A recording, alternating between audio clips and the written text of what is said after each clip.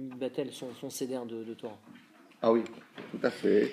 Mais là, on parle d'un cas que le bonhomme, il sait que s'il se marie, il va diminuer de l'intensité de son étude. Donc, dans ce cas-là, tout le monde peut arriver. S'il lui arrive un pépin dans la vie, il va s'arrêter d'étudier.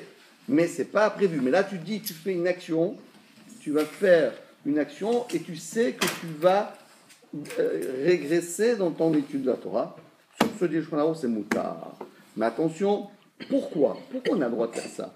A priori, on sait, tout le monde sait que la mitzvah, on l'a appris, on a le droit, la mitzvah Torah, Talmud Torah, Kenegat Kulam.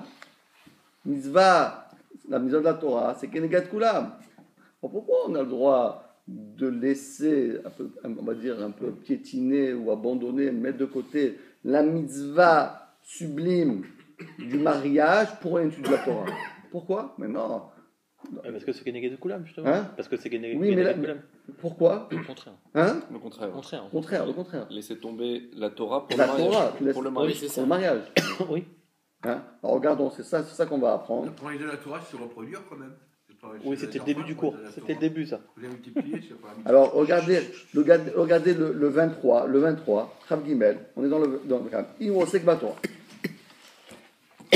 Si quelqu'un, donc on prend un jeune homme de 20 ans, la dernière page, la dernière ligne du Mishnah Taezer, Chav Gimel. On parle d'un étudiant à 20 ans, il demande, papa, qu'est-ce que je fais? Je me marie ou je continue encore dans la yeshiva? Qu'est-ce qu'il fait? Qu'est-ce qu'il doit faire? Alors il dit, Kulam, Mi Shenirelo.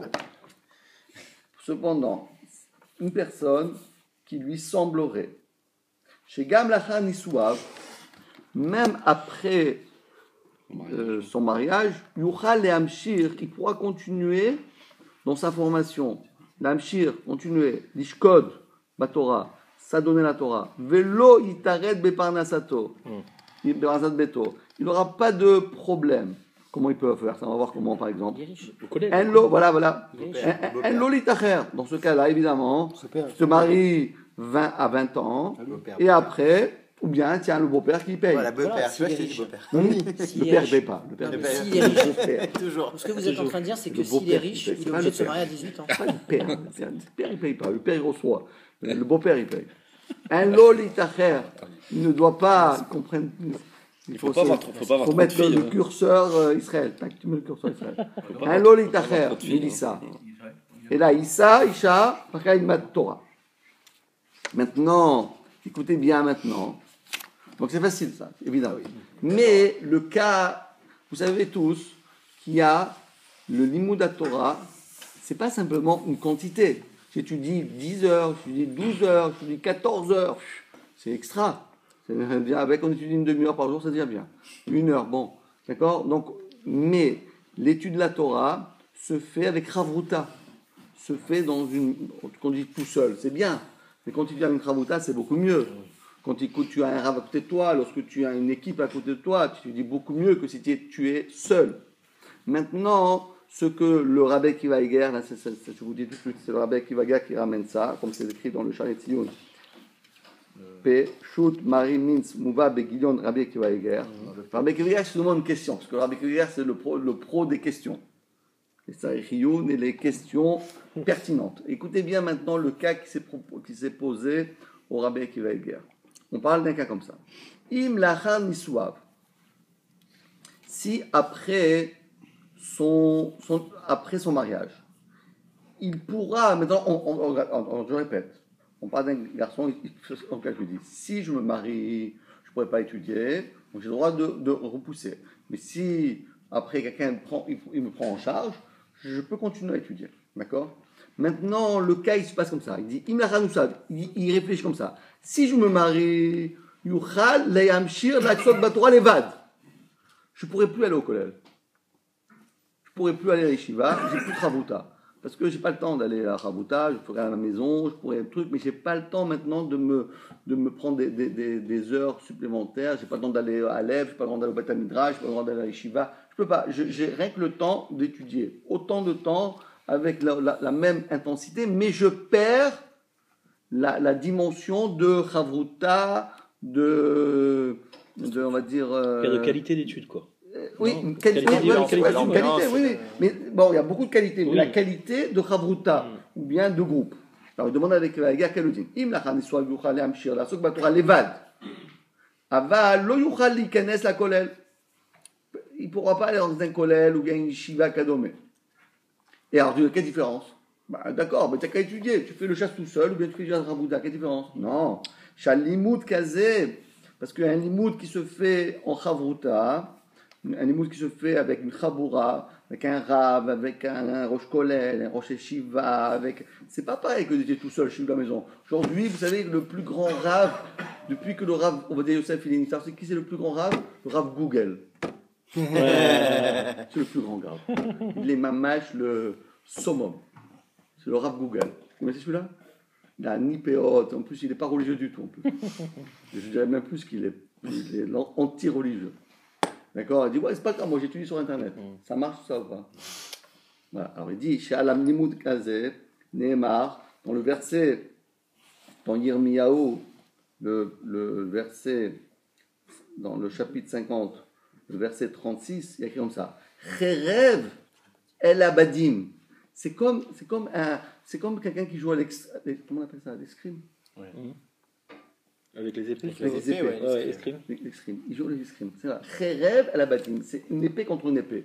Quand on fait Chavruta, c'est comme si tu prends une épée, tac, tac, tu essaies de le toucher. Et lui, il se défend.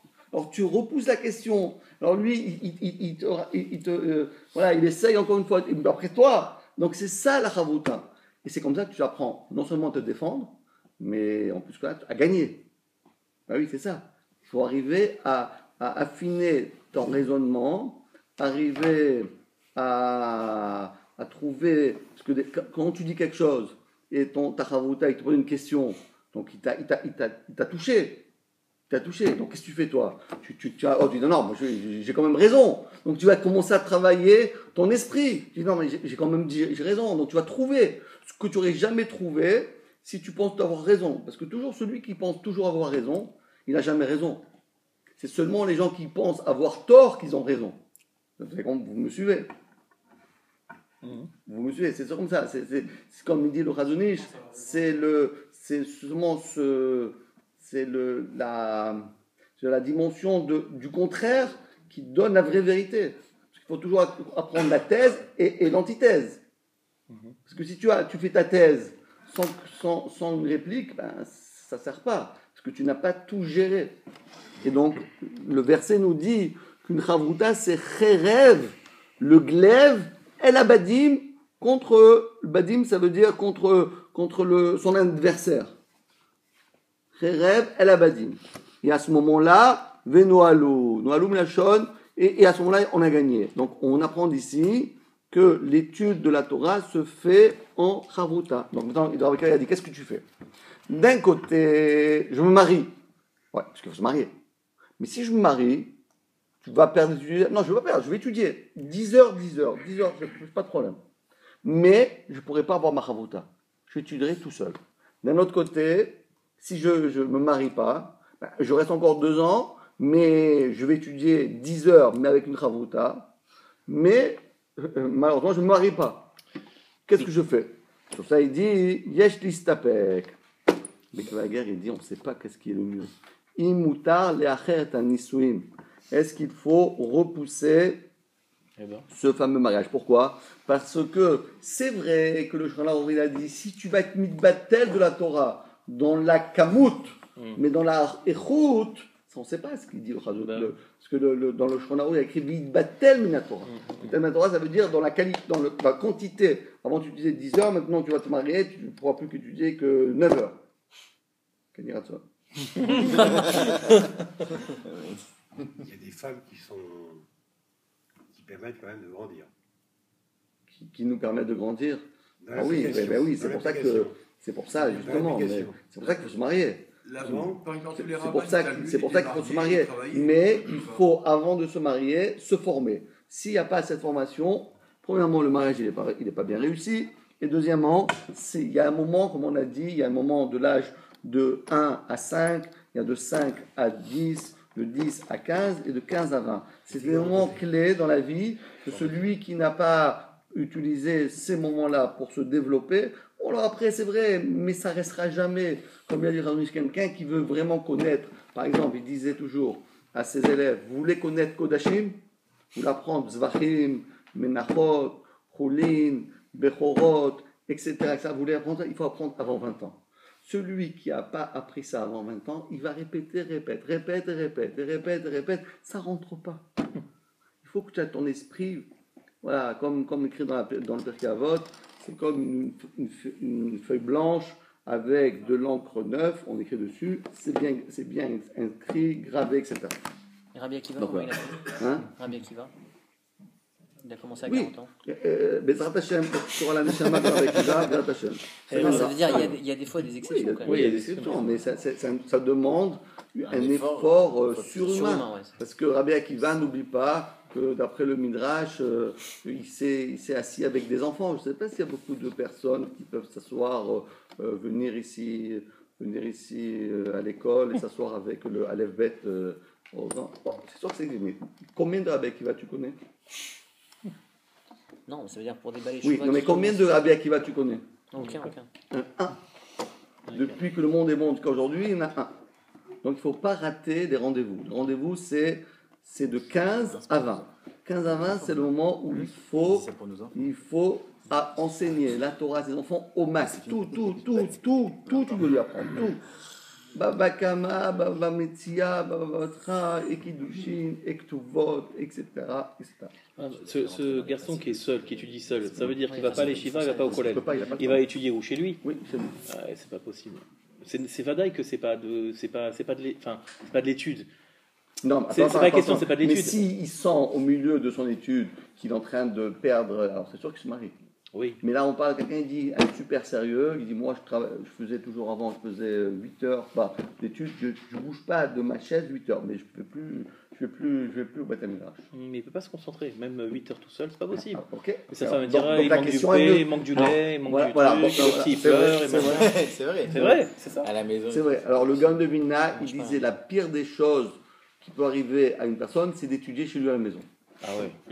C'est-à-dire, si tu ne veux pas étudier, tu vas chez toi à la maison. C'est pareil au travail. Hein? C'est pareil au travail. Le télétravail, c'est... Travailler à la maison, c'est... Le télétravail, c'est... C'est quoi le thé? C'est-à-dire, non, travailler de la maison. Travailler à la maison? Ah ouais. Ah oui, c'est impossible, c'est impossible. Il faut se concentrer. Demande une discipline. Bien que la Gemara nous dit que toute maison dans laquelle on n'entend pas la voix de la Torah, eh ben, elle sera brûlée. Donc ça veut dire que ça ne veut pas dire que dès qu'on veut étudier Berish, attends, je vais au Beth Midrash. Calme-toi, assis-toi, il faut que tes enfants te voient étudier, il faut que tes enfants ils entendent la voix de la Torah, il faut que ta femme elle sait que ça doit étudier la Torah, ça c'est sûr. Mais la Ikar étude de la Torah, ça se fait au Beth Midrash. D'ailleurs, la Gemara nous dit, celui qui veut se rappeler de la Torah, ça dépend.